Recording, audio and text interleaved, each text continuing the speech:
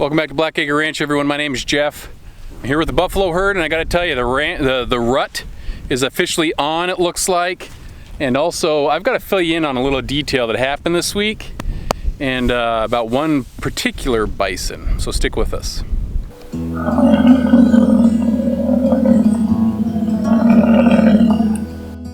All right, guys. First item of business, I want to ask you guys: can you tell that I washed my hat?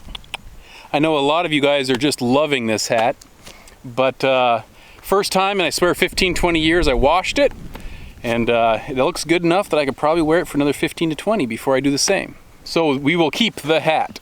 The buffalo have been getting feistier and feistier, and they're grunting, they're scraping the ground, and that's a natural thing for this time of year, but it looks like the rut is on. Ahmed over here, he's doing his job. He seems to be sniffing ladies. I frequently see him with a different lady. The rut for these animals can vary geographically, but typically it's a climate type of dictated by the climate. Around here it can be anywhere in July, August, even into September.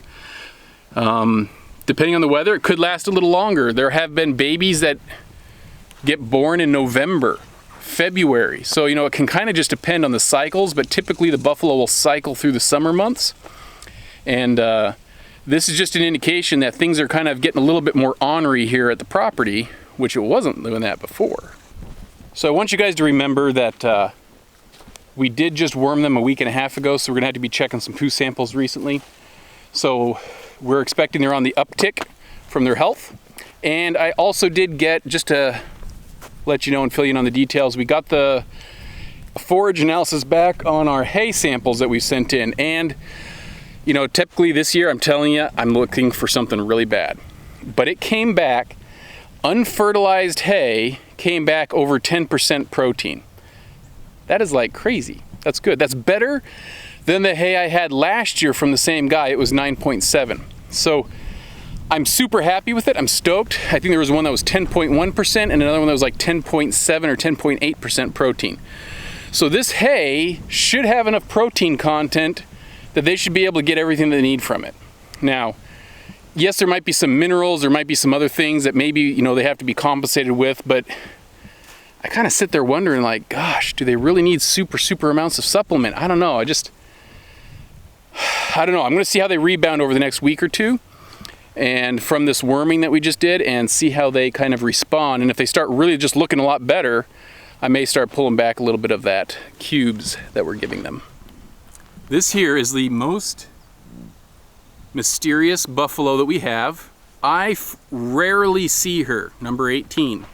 I don't know her name, but I rarely see this lady. She is, I don't know, just, I swear, never around.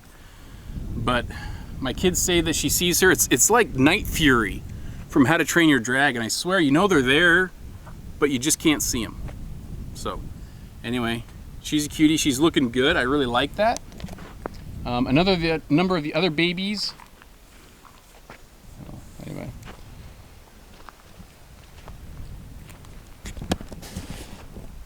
A number of the other mothers are looking good as well.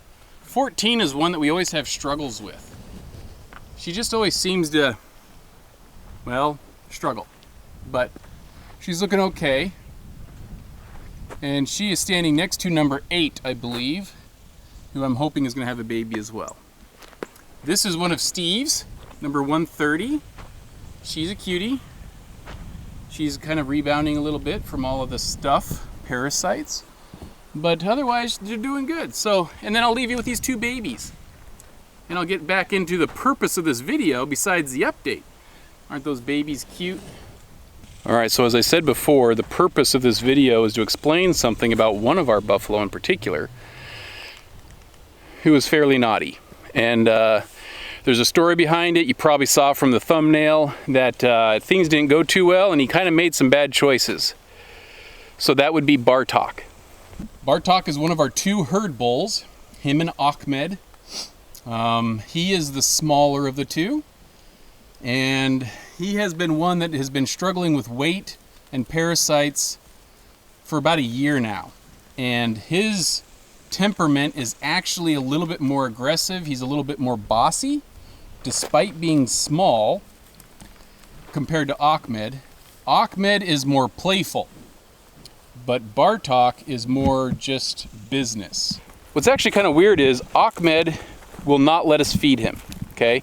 Randomly, we can get him to get some grass from our hands, but that's only because there's no grass anywhere else and he's desperate, I guess. But Bartok will take cube from us, right from our hand.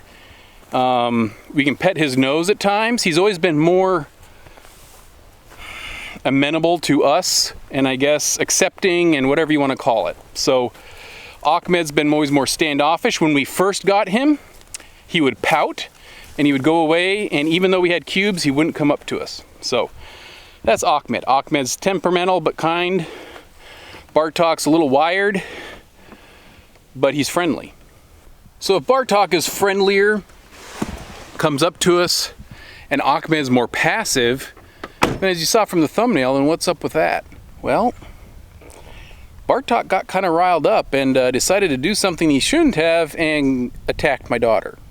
All right, guys, I'm here at the scene of the crime, and this is where everything went down. This is where we have all of our concrete troughs. We feed them cubes out of here just to make sure that nothing gets in the sandy soil and gets trampled and lost because the ground is so soft. It allows us to be a little bit more efficient and have better conversion, if you want to call it that. We make sure that the cubes get eaten. Here's pasture 6, and there's pasture 7 where everybody else is at. Now, that is the gate to come in and out. And as you know, recently we've been saying on these videos that the animals have just been getting feistier. They've been getting a little bit more and more aggravated. What we used to do is we used to jump into this feed trough and we used to just undo the whole 50-pound bag right in the feed trough, jump back in the truck and go. And it got to a point where Ahmed just this last spring, maybe he's just getting more and more excited for the cubes, getting a little bit more comfortable. Anyway, he comes up and he starts moving his head around next to Talmadge, and I told Talmadge, get your butt back in the truck real quick. And then finished just doing them just from the truck only. So we've been a little bit more cautious recently. So you might say, if we've been cautious, then what happened? Then like, why did something happen? Well, in the efforts of our being cautious, something happened. So here's the story, okay? Right behind me, this is where we have the gate, okay? The buffalo are standing in here. And because of all the action of what's been going on, we started to shut this gate before we get cubes, before we rattle the bags of cubes, to close off this pen. That allows us to be able to come in with a truck, pre-drop all the cubes in the troughs, and then park off to the side. We then open the gate, they come in, and they do everything that they want to do. This is being safer, okay? Now, occasionally you're gonna have 1 or 2 buffalo that are in this little pen, and it's no big deal. You kind of just put a little pressure on them, you move them out, no big deal. Well, this time something happened. So Bartok was standing right here at the opening, right next to the truck kind of thing, facing me, and my daughter comes in. She's the oldest daughter that I have, my little chica. Anyway, she comes in through the barbed wire fence, comes up to him, and to kind of escort him out, kind of put some pressure on him, and he's staring at her like this, kind of like you guys are with me. Now, she's close enough that he comes over to see if she has any grass or any cubes, kind of moves his head forward, and she can put her hand out and he can smell that there's nothing there, and she could even touch him. All fine, all normal. So you might ask then, what was the problem? Well, Ahmed's standing there, starts to turn his head to the left, kind of backs up like he's gonna go right out the gate. My daughter is still standing there, and you think, okay, she is close to him. She starts to take just a half a step closer to him, and he decides he doesn't want to go out the gate. So he turns his head right back around and runs into the pen. Well, she was right in front of him. So she put her hands up like this, her left hand pushed into his squishy fuzz on the head, the horn smashed her right below the elbow on the right arm, and she went tumbling right out to here. So she got knocked back. I wasn't there, my wife was there, we just heard her scream, and Bartok was trotting by and eventually did leave when my wife came over and screamed at him and he got out. So why in the world would I want to tell you this? Well, that's a question that we asked ourselves, is do we want to share it with you? You know, Sandra's all right, You know, she has a bruise on her arm. This is what it looks like. And it was a pretty big bump, and it was swollen pretty good. It never hurt. It didn't look like it broke anything. It was a big bruise, but it definitely pushed her back. As the guy in me, I would say, sweet man, that is so cool. Totally, man, you rocked it. But then the dad in me is kind of like, oh, it's my little chica. And she even said she's halfway between crying and saying, man, that's really cool, Dad. So it was a shock, and she felt the shock. So why would we want to tell you about this? To make ourselves look bad? No. To blame my daughter for something? No. Okay? The reason we're telling you this is we've said it before, we've mentioned in a couple videos about how to approach a bison. You just don't, right? Even in ranches here, okay, there are people who are buffalo peeps that they take care of buffalo and they still get injured by them, okay? It can happen anywhere, and we just got to make sure we're cautious. Now, you know, my daughter did say she probably was a little too close to get him to move, and it's just a reminder to maybe kind of stay back a little bit more. That's a good reminder. But, you know, there are some reasons maybe why this is happening. First reason why something might be happening now is, well, it's that time of year, it's the rut, okay?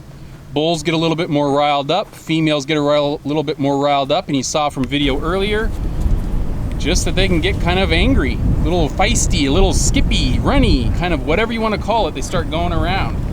And that's just what they do.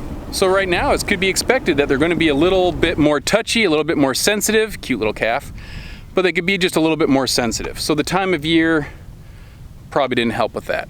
A second reason why I think that something like this happened now and maybe not before was the fact that we're in a drought, right? The animals are super stressed, and the animals know that cubes are coming. And they're smart enough to realize that when we come over and we bring the bags and we start locking the gates over there, they know what's going to happen. Cubes are on the way. And when the animals are kind of hungry, looking for a little bit extra, they're going to be maybe a little bit unwilling to want to move. So he didn't want to move, and this was the time of year he decided to say, I just wanted to stay here, and too bad. So that didn't help. Third reason why I would say is maybe right now something like this happened is because they were just wormed. Okay, now it's not the worming.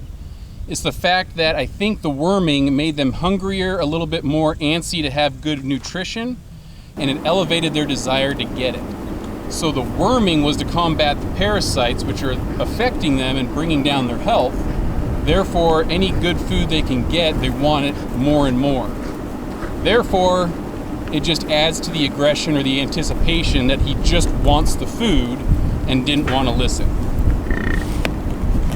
So when I look at those three things, I kind of think, you know, it's probably understandable. And the reason I'm giving you some justifications about why the animal might be there and might be stressed was for one, to learn, for all of us hopefully, that us as buffalo ranchers, we take a risk every day that we come out here and we sit with a buffalo. Am I any more worried about coming in and walking through them? No. But it's a reminder to us all to pay attention to maybe some circumstances in the environment which might make the conditions a little bit more likely that something would happen. Hunger, the rut, the fact that they know there's cubes and something there, the anticipatory effect of being there, stuff like that. So I'm sharing this with you to help you realize that even us as bison ranchers, we're not going around thinking that it can't happen. There's always a reminder that we all need to have that something could happen. And this was a good reminder to do that. Now, is my daughter going to sit there and want to go shoo Bartok out? Yeah, she probably will again. Is she wanting to do it tomorrow? Yeah, probably not. Probably not. So the point is, you got to get back up, you got to go learn from it, and you got to move on. You know, if I was there, maybe it would have been different, but I still think it's a pretty cool story. And, you know, so be it. You know, it's just what it is. But of course, like always, let this just be that reminder that buffalo are not domesticated animals. Sure, stuff can happen with a bull. This could happen with other animals too. Even in a domesticated environment such as this, we are on our guard. We do watch ourselves, but even stuff can happen when that goes on. So you know, you take what you got. So in case some of you guys are wondering, I'm not going to treat this like a dog situation, you know, where the dog attacks your neighbor and bites them, then they're going to bite somebody else. Any of these animals could run over us, okay? I don't think he was trying to get after her. He didn't grunt when he went after her. He didn't like rake the ground and just go right into her. That kind of a thing. She was in front of him and he decided to turn his head back and go forward, and she was there. So I think it was an accident. So no, I'm not going to take him off and just go butcher him or sell him as a wild, massively crazed psycho. He's a bull, you know, that's what he is, and we live with that, right? The animals are doing good, my daughter's doing good. Let us all be careful no matter where we are, and I will catch you next time. See ya, bye.